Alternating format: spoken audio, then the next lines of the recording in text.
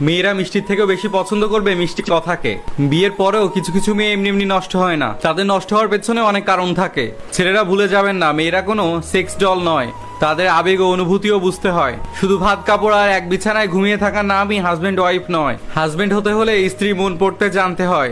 যদি শুধু ভাত কাপড়ের জন্য বিয়ে নামক বন্ধনটা হতো, তাহলে অনেক বাবাই তার রাজকন্যাকে কখনোই অন্যের হাতে তুলে দিত না, নিজের ঘরেই সাজিয়ে রেখে দিত।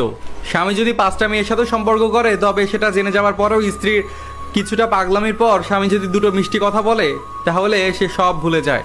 আর স্ত্রী যদি ফেসবুকে একটা বন্ধুও বানায়, তাহলে সম্পর্কটা ছাড়াছাড়ি পর্যায়ে চলে যায়। ছেলে, তোমার বিবেক মনটা কই ছিল তখন, যখন তুমিও 5টা মেয়ের সাথে সম্পর্ক করেছিলে? বিষয়টা একটু অন্যরকম হয়ে গেল না? একজন স্ত্রীও তার স্বামীর ভাগ অন্য কাউকে দিতে চায় না। মা তিনি যিনি জন্ম দেন, আর স্ত্রী সে যে তোমার জন্য জন্ম নেয়। মা তিনি যিনি সবকিছুর সাথে পরিচয় করান। স্ত্রী সে যে তোমার জন্য সবকিছু ছাড়তে পারে। মা তিনি যে তোমাকে সম্পূর্ণ করেন। স্ত্রী সে যে তোমার জন্য সম্পূর্ণ হয়। মা হৃদয়, স্ত্রী স্পন্দন। মা শ্বাস, স্ত্রী জীবন। মা কর্ম আর স্ত্রী ধর্ম। তাই মাকে জননী বলা হয় আর স্ত্রীকে বলা হয় ধর্মপত্নী।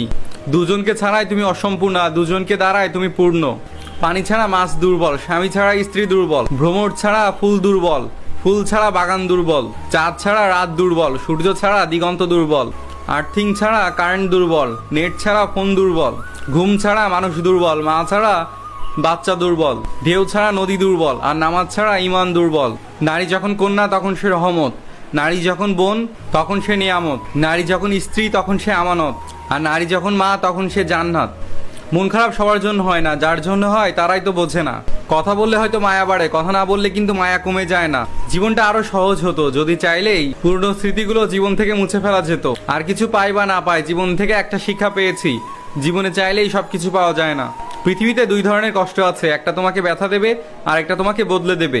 জীবনটা তখনই সুখের ছিল যখন বুঝতাম না জীবনের মানে, ছুটতাম না স্বপ্নের টানে, কাঁদতাম না আবেগের কারণে। খাবারে কেউ বিষ ঢেলে দিলে সেটা চিকিৎসা করা সম্ভব, কিন্তু কানে কেউ বিষ ঢেলে দিলে সেটা চিকিৎসা করা সম্ভব না।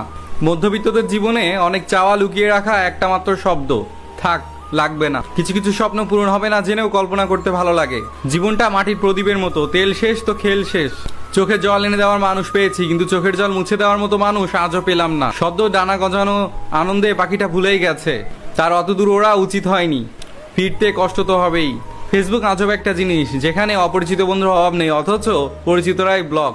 শিক্ষক আগে শিক্ষা দেবে, তারপরে পরীক্ষা নেবে, কিন্তু সময় আগে পরীক্ষা নেবে, পরে শিক্ষা দেবে। বৃষ্টির সময় প্রত্যেক পাখি কোথাও না কোথাও আশ্রয় খুঁজে নেয়, কিন্তু ঈগল মেঘের উপর দিয়ে গিয়ে বৃষ্টিকে এড়িয়ে যায়। তুমি মানুষকে